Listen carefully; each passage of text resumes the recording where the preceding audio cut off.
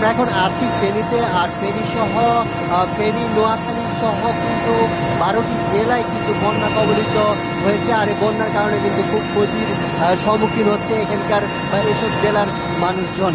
আর আপনাকে আরও একটি বিষয় বলি, সেটি হচ্ছে ভারতের থেকে আসা অপ্রত্যাশিত পানি আর অতিবৃষ্টির কারণে কিন্তু এই 12টি জেলায় বন্যার পানিতে নিমজ্জিত হয়েছে।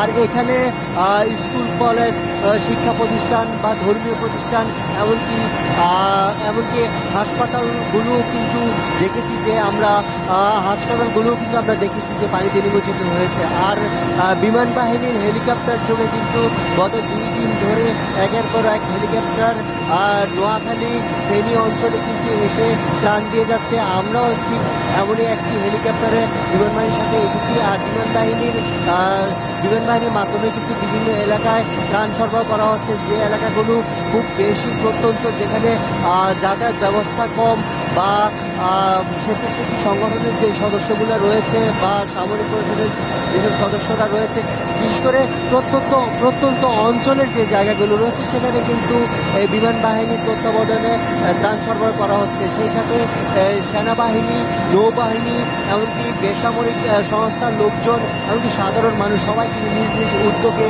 এই বন্যার ক্ষতি সামাল দেওয়ার জন্য কিন্তু ক্ষতি কমিয়ে স্বাদে ভরপুর প্রাণ চানাচুর আনার জন্য কিন্তু একসাথে কাজ করছেন। আর এমনটা কিন্তু সবাই বলছেন যে এই ক্ষতি কমিয়ে আনার জন্য কিন্তু সবার একযোগে কাজ করতে হবে। আর ফেনীতে আমি আরও একটি বিষয় দেখেছি, হচ্ছে সবচেয়ে বেশি যে উঁচু যে ভবনগুলো রয়েছে, সেগুলোতে মূলত আশপাশের যে লোকজন রয়েছে তারা আশ্রয় হিসেবে নিয়েছেন। আর যেই নিম্ন বা একতলা বা দোতলা যেই ভবনগুলো রয়েছে বা টিনশেড যে ঘরগুলো রয়েছে, সেগুলো কিন্তু একেবারেই পানিতে নিমজ্জিত হয়েছে।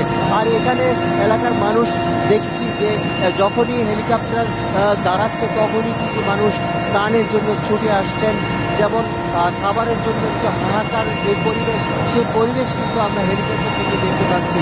আর বিমান বাহিনীর পক্ষ থেকেও কিন্তু বলা হচ্ছে যতক্ষণ পর্যন্ত এই পরিস্থিতি অনুকূলে না আসবে, বন্যা পরিস্থিতি অনুকূলে না আসবে, ততক্ষণ পর্যন্ত কিন্তু বিমান বাহিনী হেলিকপ্টার যোগে কিন্তু প্রত্যন্ত যে অঞ্চলগুলো রয়েছে, সেই অঞ্চলে কিন্তু ত্রাণ সরবরাহ তারা অব্যাহত রাখবেন। তারা আরও একটি আহ্বান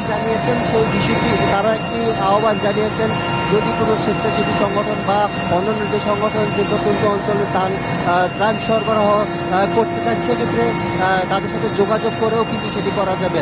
আর উদ্ধার তৎপরতার বিষয়ে কিন্তু বিমান বাহিনী বলেছেন যে তাদের যে হটলাইন রয়েছে, তাদের যে নম্বর রয়েছে, তারা যদি এই বন্যা কবলিত এলাকায় কেউ যদি আটকা পড়ে থাকেন, কেউ যদি কোনোভাবে বা কোনো উপায় খুঁজে না পান, সেক্ষেত্রে তাদেরকে জানানোর জন্য সেক্ষেত্রে বিমান বাহিনী হেলিকপ্টার দিয়ে কিন্তু সেই উদ্ধার তৎপরতা চালাবে। সবশেষ যে বিষয়টি সবাই গুরুত্ব দিচ্ছেন, এলাকার সব মানুষরাই যদি গুরুত্ব দিচ্ছেন, সেটি হচ্ছে সামরিক বা বেসামরিক সবার অবস্থান থেকে বা নিজ নিজ অবস্থান থেকে বন্যা কবলিত এলাকার মানুষের পাশে দাঁড়ালে কিন্তু এই ভয়ঙ্কর বন্যার ক্ষতি কিন্তু কমিয়ে আনা সম্ভব হবে। এই ছিল আমার কাছে ফেনী থেকে সবশেষ।